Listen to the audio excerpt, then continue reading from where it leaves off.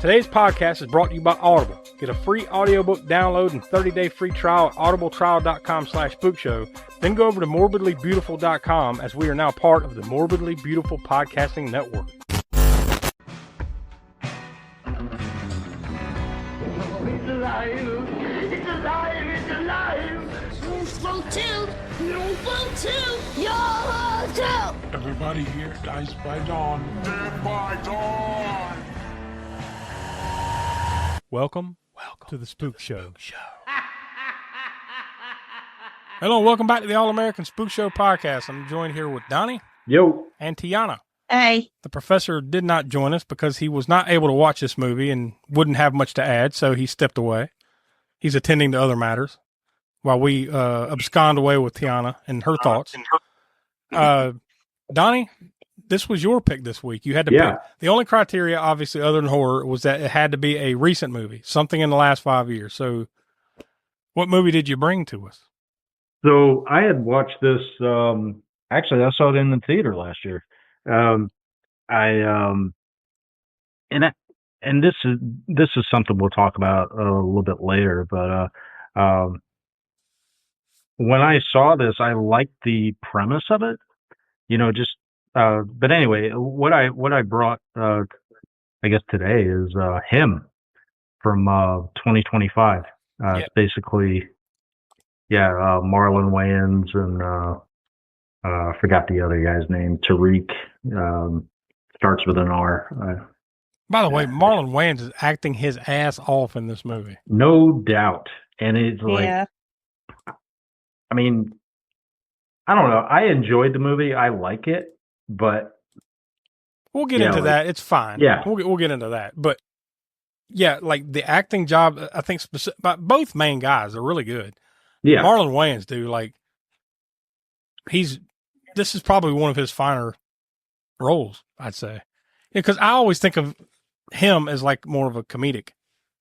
You know, him and the entire Wayans bunch. You know, the more comedy guys. You know. Oh yeah, he was in all those scary movies, right? Or maybe not every single one of them, but well, you know, he's.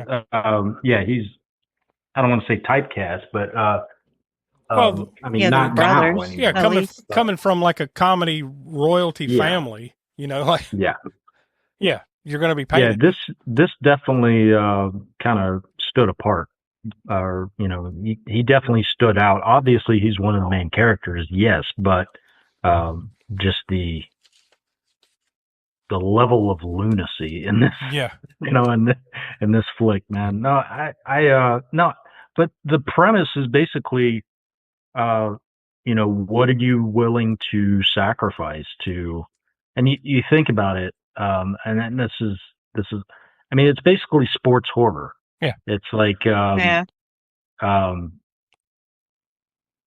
know, you got a young football player and,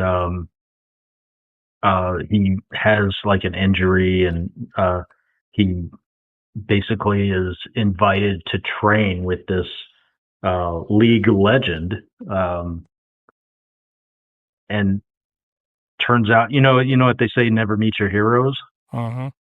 Yeah, so and except this is far more nefarious than oh yeah. You know, usually you're like, don't meet your heroes because they're assholes. This is like, no, this dude's, there's something there's something else going on here.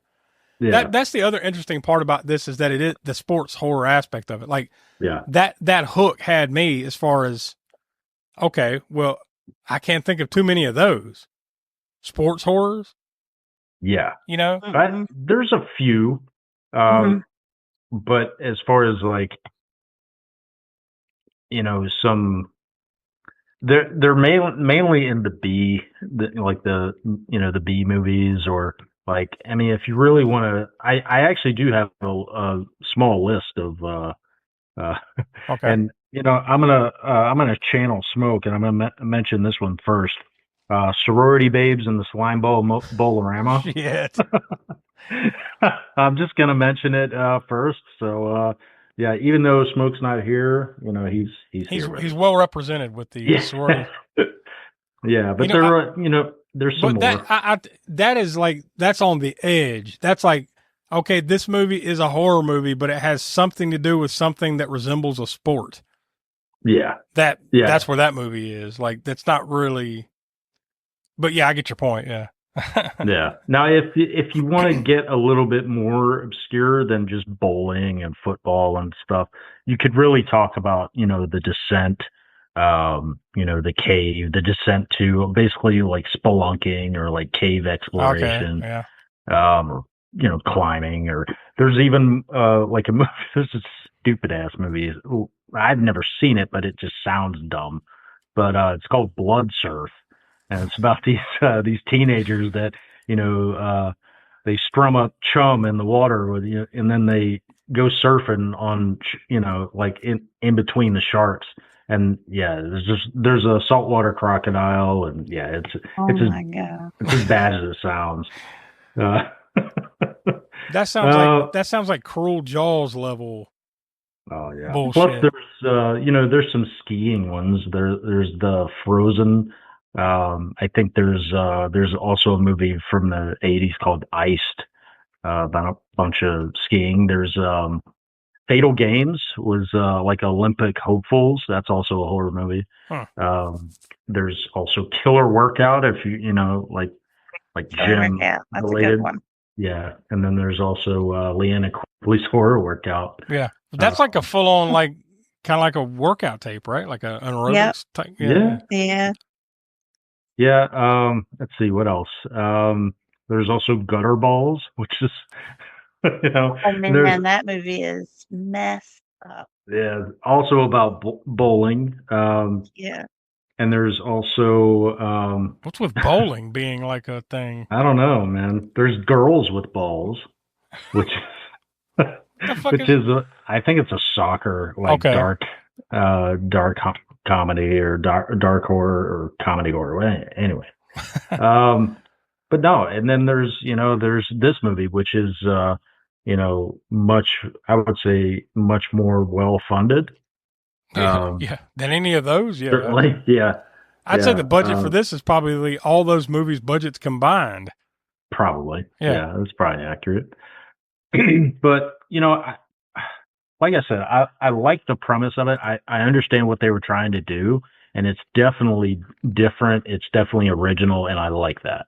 Mm-hmm. I like that they're not just, hey, let's throw out a part 8 of a sequel. Let's just let's actually do something original, and I appreciate that. You obviously you have to like that. Some of the background that I managed to pull together for this one. Although it's a newer movie, so there's a little less floating around, but I've got enough here. This is actually pretty cool, especially, spoiler alert, we're going to spoil the hell out of this movie. So if you haven't seen it, be advised. You might want to pause it, go check it out, and come back, because we are going to spoil it. But one of the alternate titles that I found for this movie is Goat. Yeah, I wonder why. Yeah. See, that would make sense though, right? Yeah. If they'd went with that. Well, I know why they went with the other. With him? Yeah. Mm-hmm. Well, I mean, like the whole thing of like, you're him, right? You're the next. Yeah. Like that. Yeah. That's thrown out there. Yeah. The next goat. Yeah. Whatever. Go ahead. I'm sorry. No, I was just, it was released September 19th of 2025. It was produced by Monkey Paw Productions, distributed by Universal Pictures. Rated R, of course. Total runtime of 1 hour and 36 minutes. On IMDb, it's listed as a horror sport. So, like we said, there's probably not a whole hell of a lot of those floating around. It was filmed in and around the Albuquerque, New Mexico area. Some of it, like straight up out in the desert. Between April and May of 2024 for a budget. This is a big budget. Budget of $27 million. Yeah. And it took, you might as well say it took a bath, because it only made $27.8 million in its worldwide gross. So at best you could claim that it broke even, but even then I doubt it. Yeah. But that we've talked about this with more recent movies lately. A lot of the measures are skewed a little bit. Like, it's not just what did it do in the box office. It's almost like, it seems like these days, because of streaming, box office is just in addition to whatever it does for them in streaming in some ways. Somehow. Yeah. I don't know the math, but somehow I think that's the way it works out. This being recent, we do have the top 10 in the box office. So this is the weekend of September 19th through the 21st last year, 2025. So we're almost to October. We're entering that horror time of the year this past year. Number 10, a little movie called Weapons. Was in its 7th week. Donnie, you didn't like that one as much as we did, right? Not really. Weapon. Number 9 in its first week. Sight and Sound presents Noah Live. I don't know what the hell that is. What? Yeah, I don't know what that is. But it was, I'm guessing, a Fathom event kind of thing. I don't know what the hell it is, but it was number 9 in the box office. Number 8, the 2025 re-release of the original Toy Story. Was in that one. That was in its 2nd week, and it was still in the top 10 of the box office. Number 7 in its opening weekend, The Senior. Never heard of it. Number 6 in its opening weekend, A Big, Bold, Beautiful Journey. Never heard of it. Number 5 in its 2nd week, The Long Walk. Now, I did see that. I didn't see it in theaters, but I did see that. That was great. Number 4, Downton Abbey, the grand finale. Donnie, I'm sure you went and saw that. That was in its 2nd week. So if you had to choose between him and that, I'm sure you went with Downton Abbey. Yeah. Double bill. Number 3, yeah. Number 3 in its 3rd week, The Conjuring Last Rites. Now, we did go see that. Remember, we talked about that one as soon as it came out. Number 2 in its opening week, Him. Made $13.2 million that weekend. To come in 2nd place, too, the number 1 movie for the 2nd straight week, Demon Slayer, Kimetsu no Yaiba, Infinity Castle. Oh, yeah. Say that 5 times, Size. Nope, I've already said it once. That's enough. Demon Slayer, blah, blah, blah, blah. It was, like I said, it was in this number 1 for 2 straight weeks at that point, and it already made over $104 million in the 2nd week there. So, is that the one, Tiana, you said was like a greatest hits of a season of Demon Slayer or something like that? Was that the one? Or were you talking about some other animated? That's a movie. It was a movie of the, so it is a movie. Yeah, part of the series. So there you go. So that was the look back in the box office. And that was only 5 months. I had messed his name up earlier, but it's Tyreek Withers who plays Cam Cade. This movie was directed and written by Justin Tipping, who did a movie called Kicks, and then he did a bunch of like random episodes of, I guess, TV series or streaming series, just random series. But really, Kicks, I think, is the only movie, I believe, that he had directed other than this one coming into it. He wrote it with Skip Bronke and Zach Akers, who I'm not familiar with them, but apparently they did a podcast called Limetown that was extremely popular, like one of the top podcasts back 6 to 10 years ago, something like that. And it was like I think it was more of like a story. It's not like this podcast where we're talking about movies and shit like that. Theirs was more of like a serial story type of podcast. So every episode was telling a long form story or something like that. That was really popular for a time. So that's where these guys come from, basically, as a serial podcast called Limetown, which I've never heard of, but I guess we should have. Who knows?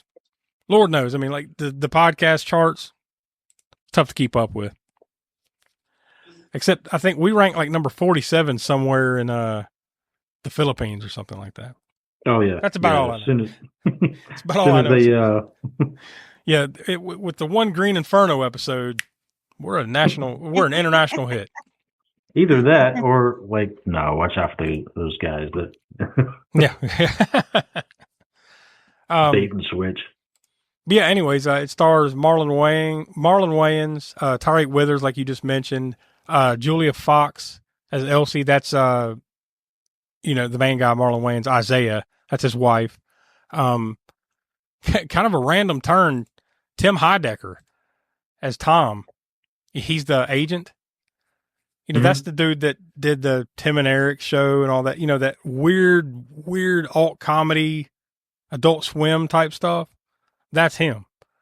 So I was kind of like, what the fuck? What's he doing in here? It's kind of weird, just a more of a serious, even though he's still kind of clowny in it, it's more of a serious role, right? Go ahead. No, go ahead. No, I was really just gonna talk about, we talk about comedians. Jim Jeffries plays Marco, and he's a Jim Jeffries is I would say he's well known, but yeah, he's a comic. Yeah, he's had tons of like comedy specials and stuff like that. Yeah, he's another one of those guys. So it's interesting casting. Put a couple of comedy guys in this one. Well, then again, Marlon Wayans, right? So maybe there was all around there. Maybe there's something there to that. The casting there. But this movie, it starts off interesting as hell, or at least catches you like, okay, what the fuck is going on here? So first, you have two things. First off, when you see like the highlights of Isaiah White, Marlon Wayans' character, when he breaks his leg, that's fucking gruesome. When they show the broken leg. Oh yeah. And it's just dangling there, like. But then the dude manages to come back, and I guess after that or something, the dude wins like 8 championships in this fictional version of the NFL. By the way, is this movie just the true life story of Tom Brady? Is that what we're? Is this how he's able to do it? I think. Yeah. We'll explain that more here in a minute. But think about it. Like he gave up. He pretty much gave up his wife and his own child to stay in there when she said no. I'm leaving. You're talking about Brady when Yep. And he ended up. I think he got one more ring out of that, or maybe not. I can't remember. Remember, he went to Tampa and won one more, and then I don't remember the timing of the shit with his wife and all that, but it's crazy. But you're right. You're not too far off. But between the broken leg thing and then right after that, like you're introduced to Cam, so he's like the next up and coming quarterback on the scene, and he's practicing late one night on a field, and then somebody walks up behind him, dressed like a mascot or something. They're just dressed in some weird outfit and just whacks him upside the head with a hammer or some tool of destruction. And it takes the entire movie to figure out any kind of motivation in doing that. Like, for most of the movie, I was kind of like, all right, this is cool and all, and this is weird as fuck, but why did they hit him in the head? Yeah. Like, it took me a while to figure that out. Like, why would they want to clock him upside the head if they wanted him, and you figured that out eventually. But, Donnie, what'd you think of the rabid fans and the sombrero guy, the sombrero face paint guy and all that? I tell you, I just remember being in the theater like, what the fuck? But you know what? I will say this, like, and we haven't mentioned this yet. Being, and we had mentioned, other countries in America, like basically football is, probably our most popular sport. Yeah, they always said baseball, or they always do say baseball is the national pastime, but it's kind of, football has lapped it in popularity now, in this day and age. And even if you transcend into other sports, you still have this type of religious sort of aspect of fanaticism.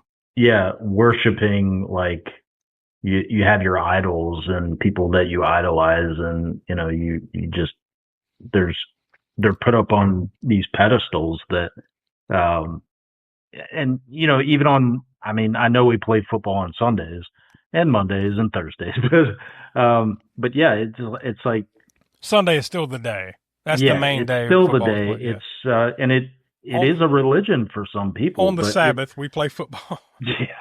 Yeah, basically. So yeah, and that's also kind of like a different kind of spin on it. A different little wrinkle that they put into this, like that religious maybe not even aspect to it. It's the fanatical religious type of idealism behind. But in this movie, it's dialed up to 11. It's like these aren't just serious fans; these are like cult. Yeah, it's a cult. Yeah. Yeah. Which once again, as the movie goes along, it makes even more sense. But holy shit, when you see them, like, and they're just standing out, because Isaiah has a house out in the middle of the desert, and it's like they just hang out at the end of the driveway. Yeah. Like, they're just waiting for people to come and go and all that stuff. And that one lady that looks like Tom Petty. And, she's like, we don't watch you. We don't want you, lady. Yeah, we don't want you.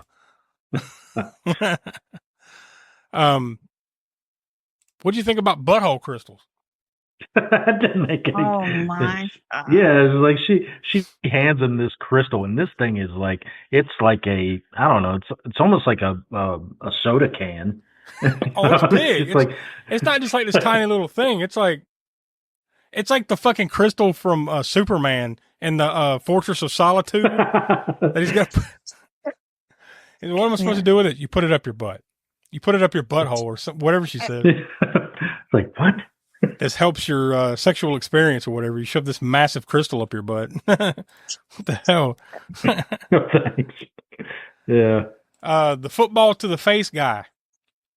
Oh, yeah. Where they're running drills, and then this dude is just standing in front of like a football cannon, like, whatever they call it. Yeah, it's a jugs machine. The jugs machine, where they just put the ball in there, and they're supposed to like go long and catch it and stuff. But no, this motherfucker's just taking a football right to the face, like at point blank range in front of the jugs machine. Yeah, he's probably like maybe 2-3 feet away from it. Yeah, and he's just one after another. Now, I guess the whole point of the drill was trying to teach him to not pay attention to distractions, I guess. Whatever. It was to sacrifices and all that shit. I get that, but I get, if you're trying to make sense of what they're doing here, it's like, don't pay attention to that. Pay attention to the play. Yeah. Don't pay attention to this dude getting his face crushed in by a fucking football. Just if you make a mistake, there are consequences to your mistake. Yeah. Yeah, this guy's going to keep getting the football to the face if you don't hit the pass, right? So, butthole crystal. Yeah, that was nuts, man. I did like the one. They do this a couple of times in this movie. The X-ray shots. When something happens and all of a sudden it goes into like X-ray mode, like when he dives at that dude and hits him like helmet to helmet. Yeah. I guess, I don't know if he killed the dude, but he definitely fucked him up. Like the guys on the ground just going, like this number. Yeah. And like, but that shot leading up to that, where that and it's like an X-ray, you can see the bones crushing and all that shit. Like it's just a really cool. That must be part of that $27 million they spent on this thing. It's the X-ray shot. Because you think about that for a second. Wait a minute, just stop. Where do you really see $27 million in this movie? I would say the visuals and plus the location, the actors. You have the location, but I honestly, shooting out in the New Mexico desert probably isn't cheap, but God. Yeah. But also, you have and it does look really good. The cinematography and everything in this movie, it looks good. So maybe some of it's there. I don't know. Mm-hmm.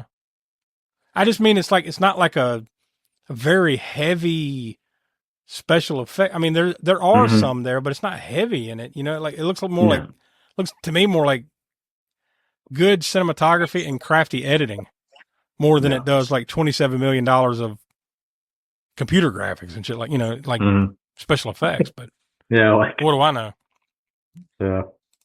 Mr. Projectionist, stop the show. Here's great news you ought to know. We've just got a shipment of taste-thrilled treats, all tip-top quality and delicious eats. There are hot dogs and popcorn and candy galore. There's soft drinks and coffee and a whole lot more. So direct your steps to our refreshment stand to enjoy the finest snacks in all the land. But I love that though. That X-ray shot stuff is. But then he chokes out the "We don't want you" lady. He chokes her out and almost kills her, and then Isaiah comes in and kills her. Right. I think he just throws her up against the wall and she hits her head or something like that. Now, I guess she just bleeds out, so she's dead. Marco's trainer, all along. Marco is the trainer. I'm sorry. Marco is his name. He's the trainer. Not all along, but eventually he gets to a point where like he knows shit. He knows more, obviously. He knows what's going on here. And he tries to warn, now I'm blanking, Cam. He tries to warn Cam, and he just straight up tells him to run. When he goes to that party where they're like trying to introduce him to everybody, he's like, run. Yeah. And then he sees him later on, like right after that, he sees his decapitated head. So they just cut that motherfucker's head off, I guess, for warning him. Yeah. I guess. Yeah. Maybe they knew. So then right after that, Cam has the final showdown with Isaiah. So like it's the young guy versus the old goat, and they're going head to head, and Cam wins the battle. He kills him. And then that leads to him going out and being supplanted or being promoted to the starting quarterback, so to speak. He's going to be the main guy of the Savior. By the way, the name of the team is the Saviors. Yeah. It's also somewhere in here that you realize why they cracked him in the head. The reason that they cracked him in the head is because I'm thinking, also another thing I was thinking throughout the movie is that, all right, well, if he's supposed to be like the next big quarterback and this team is good, how would they be in position to draft this guy? You know what I mean? It's like the Patriots with Tom Brady being in a position to draft Josh Allen or something, the next big quarterback. Like, that's not going to happen. That's not the way it happens. So what they did is they cracked him in the head and lowered his draft stock. That's basically all it was. Like, we're going to hurt him, make him damaged goods, so then he falls to us in the draft, and then we're able to draft him. So it took me too long to figure that out, but that's why that happened. And I guess he comes to that realization at the end once he kills Isaiah, like, I don't want this. Whatever this is, I don't want it. And then he just goes on a bloody rampage and just murders everybody that's got, like, the owner of the team, right? Oh, yeah. Coaches, whatever the fuck, whoever's in attendance in this place where they're trying to make him the next star or whatever, he just massacres him. Just takes him out. He actually, he decapitates the owner and then kicks his head. Yeah. It's like, yeah. But there's a pentagram. Oh yeah. In the middle of the proceedings here. And then whenever, like, basically kills everybody except for his agent, right? And then that dude is some unseen supernatural force drags him into the pentagram, and you don't see it happen, but I think you see it in the background just to so that motherfucker just explodes into like a puff of blood. Yeah. So the whole thing here is the reason that Isaiah was able to be good for so long is that there's like this ritual that is passed down from like the best to the best to the best. They drink the blood, right? Mm-hmm. So pretty much for a huge chunk of the movie, I'm thinking this is vampires, right? Mm-hmm. That's in my mind. This has got something to do with vampires or something. But no, this ain't vampires. This is like devil worship, right? That's what this is. It's exactly sacrificing to Satan to be the best quarterback or whatever. Well, in my eyeballs, Cam was Jesus. And you know who they're referring to as the goat when they always keep saying the goat? Goat's Satan, it's right? The devil. Yeah. And that's what's his name had become. So maybe, okay. So that's the him thing. You're thinking, okay. Yes. That's interesting. Well, Jesus. That could be it. That could be it. He's Jesus. Isaiah was the devil. The devil wasn't happy because, he didn't obviously choose to go that route. So then he blew that guy. Yeah. That's an interesting wrinkle. Yeah. Yeah. So I was thinking more like, the obvious thing is the passing down of the blood thing. Cause like it goes back, like there's like an old helmet from 1935. Yeah. So like clearly it's like, all right, it started with this guy. And then each great quarterback, somewhere in there, Peyton Manning, Tom Brady, whatever, it's all fake. They drink the blood and become the best quarterback and then the next guy, right? I just think they were just power in the blood. trying to put too much into this film. It just didn't work. I see where they were trying to go with it. But same. End up. Yeah, some things did not land. No. Whether it was the writing, there were some things that just didn't, some of it kind of didn't make sense, and I guess ultimately. What was the shot they were giving them? Was that supposed to be steroids? I assume it was something like that, either or some kind of, or it was some kind of HGH or something. Yeah, or it was some kind of blood booster or something, like, because in this is where I was thinking like the vampire thing for a while there. All right, blood. He's getting like straight up blood transfusions all the time. He's been able to like heal quickly. He's played forever and won 8 championships. How would you do that? Well, if you were a vampire, that would make sense. But then it just went, then it went left when I was going right. I was like, okay, well, that's not. Now I want to see a vampire football movie. I will say it's interesting. I mean, that's a good theory, though. You're probably right. Him, the goat, and all that stuff. I mean, it worked. And then, of course, the whole joining the football and all that. And it's pretty much, it really destroys people's lives. Yeah, it's pretty clear where they're going as far as the religious allegory type thing here, right? That's obvious. Like, well, you've come to worship at the altar of football. Remember, he keeps saying it: football, family, God, God, family, football, all that stuff.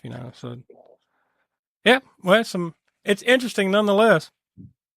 Like it, love it, or hate it, it's different, and like you said, original and interesting. So yeah. I'll give it an extra bonus for that. So, Donnie, you brought it to the table. What's your final thoughts and what's your star rating on it? Yeah, and I hear a lot of the criticism for it, and I understand it and I agree with it. But to me, like, we're always kind of clamoring for original content, like something new, something different, something new to to kind of wet our beak, or just give us something to something else to stew over, rather than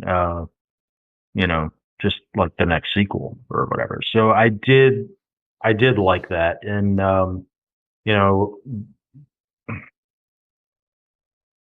there's like we talked earlier, there's not many sports horror movies that have gotten this much of this much funding, but also is really just even on this level, really. Quality wise, yeah, quality wise, yeah, certainly. The visuals, and some of the I don't want to say tropes, but symbolism, and it, I don't know, I like this better on the second viewing, but as going with my rating system, it's got to be 3 stars or above if I'll see it again. I would definitely watch this again. I'm gonna put it, man. I'm gonna put it at 3 stars. I'm gonna give myself some room for it, but I think it's fair at a 3-star rating, at least for me. I agree, but I don't know if maybe one day I wouldn't mind watching it again, just to maybe pick up on some stuff I didn't catch, maybe that kind of thing. Not anytime soon, maybe a year or 2 from now, something like that. Oh, I got nothing better to do. I'll plug it in and see if I notice something more than, now. It's one of those ones, once you see it, okay, now that I understand what's going on, let me go back and, pull a 6th sense on it, but, yeah, I mean, the cinematography is great. Marlon Wayans is great in it. The acting is pretty damn good. I mean, overall, it's an interesting story. It's interesting from the sports aspect and everything. So I'm gonna give it 2.5 stars. But I would reserve judgment for another viewing one of these days. for, my final thoughts. But, we'll have a chance to re-rate stuff in October. So maybe when I still want it a little bit more, think about it, maybe watch it again between now and then. Who knows? But Tiana, what do you say? I probably would have never watched this unless because for the show, but but yeah, it had, you could tell it definitely had money behind it, and the acting was fantastic and all that stuff. But I just don't think it fell through with the story they wanted, or I don't know. I don't know what happened there. But, and the only other thing I don't really like, you might not notice this, but I do. I notice these things. All the sports head people and the people that want these football players and all that, especially in this story, they were all white. Yeah. So trying to make the white man bad. Well, again, in these movies, there might be some degree of that. Who knows? I mean, you don't know what their intentions are, but the reality is, a lot of these dudes, a lot of these team owners are rich white dudes, Mm-hmm. But yeah, you could have went. But they made it a point to, show that. But anyway, I see what you're saying. Yeah. But yeah, I'm just gonna give it a 2. So that brings us to a consensus of exactly 2.5 out of 5 stars. So I'd say that leans more in the category of you should go check it out at least once. Yeah. We have spoiled Especially it. if you're a football fan. Yeah. There's really not any other football horror movies out there. So if you like, a football movie with a little cringy type of horror type stuff to it, or at the least just gonna like that what the fuck is going on kind of right kind of vibe to it, then I think you'll enjoy this enough to give it a go. I did see somewhere, I was going to try to pull it up, where there were some alternative endings to this. And I got to pull that up real quick again because I had the note pulled up, but then I closed it. Okay, yeah, there's 2 alternate endings that I see. In one, Isaiah, remember that's Marlon Wayans' character. He is revealed to have survived his beating. He didn't die. And he just watches it. He watches on, so he survives it, right? And I guess as he comes to, he watches on TV as Cam is shown to have won the Super Bowl for the Saviors, revealing that Cam did sign the contract. So in that version, he went with the devil, whatever. Yeah. He went with it. And he went on to win another championship or whatever.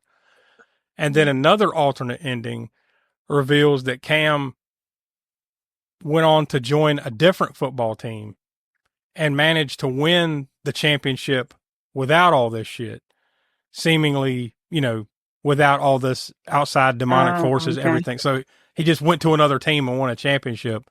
And then that version ends with Cam staring at a spinning football, hinting that despite not selling his soul, the unknown entities will still follow Cam for the rest of his career and possibly for the rest of his life. So no, I think those ones are kind of blah. Which I'm assuming that's why they didn't go with them. I don't know. But yeah. It's always interesting, though. I mean, there would have been no horror. So no. I'm just going to throw this out there, and I didn't think about this till just now. Mm-hmm. But we have this thing, this kind of like theory at one of my old jobs, that the last thing that we did before we got hired into that role was die. The last thing we did was die. Like we all died, and this is hell. In different places, and then like this is our afterlife. This is why we can't get any other jobs. This is why we're getting passed over for interviews, because we are on the couch with the Beetlejuice number. And that's what I was about to say. Yeah, we're on the couch with the Beetlejuice number. Well, looks like I'm next. Shit.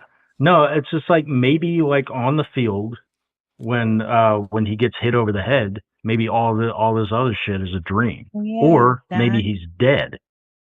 Maybe that killed him and none of this shit ever fucking happened, or maybe that's his hell. I don't know. Yeah. I just happened to think about that. Well, towards the end, that it was going to turn that way, where he was just going to, this whole time he's been in the coma since he got hit in the head. But then I was like, that would be lame. And this is why it's interesting that these types of movies can be interesting, because like you didn't think we'd have these type of conversations, but you do. So I think in that it does allow for something to be left to interpretation.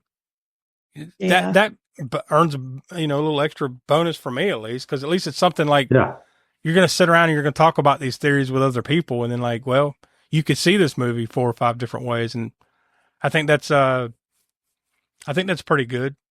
Although maybe everything that they intended out of this fell flat, and it took us sitting around talking about it to kind of see some of these things. I don't know. Interesting nonetheless. It's also interesting too when you see there's alternate endings out there that would have changed things. I think either one of those definitely would have changed. It reads to me like you still would have had the bloody massacre that you had, but then maybe it wouldn't end the way it ended, as far as just whatever happened to Cam. At the end of this movie, right? It's kind of ambiguous. Like he destroys them all basically, and he just kind of walks away, right? Yeah. Well, in this one, like, well, let's see what he did. In both those endings, he did win a championship in 2 different ways. One he went with the evil side, and the other one he didn't. So. See, this one I kind of figured he didn't do anything because of his injury. He was just afraid. left the game. Yeah, he just went and lived his life. The end. Yeah. Well, interesting. Donnie, what kind of connections could you find for him?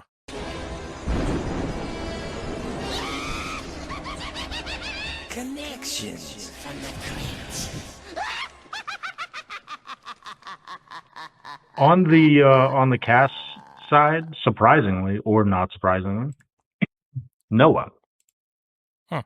No one on the cast side, but on the crew side, we've got Bobby Krillick, who is goes by I guess the pseudonym the Haxon Cloak. He was also the composer he's the composer for him for this movie. But he was also the composer on Midsummer when we covered that. So that's the only connection. Which I think we all love that movie about 1,000 times more than we did. Yeah. Not me. You like this one more than Midsummer?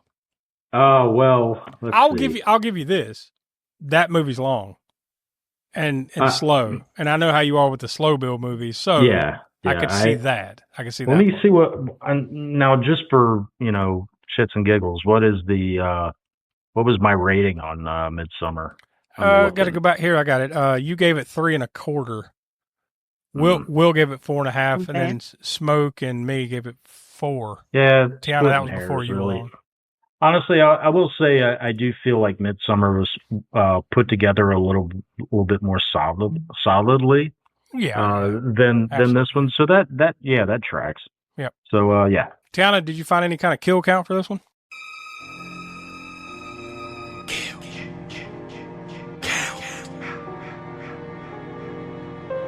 Yeah, actually, there's 12. Probably all in that last scene. Mostly that last scene. I was like, how in the world is it 12? And then I totally forgot about the massacre at the end. Yeah, I mean, he's just laying waste. And that was quite a few, yeah.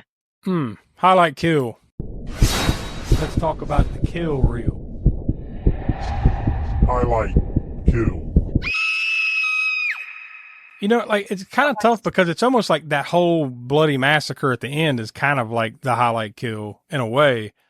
But I'll boil it down to his agent blowing up, like getting drugged, like from a supernatural, I guess the devil himself, I don't know, drags him into the pentagram and then stretches him out and then just blows him up. And like he just evaporates in the blood mist.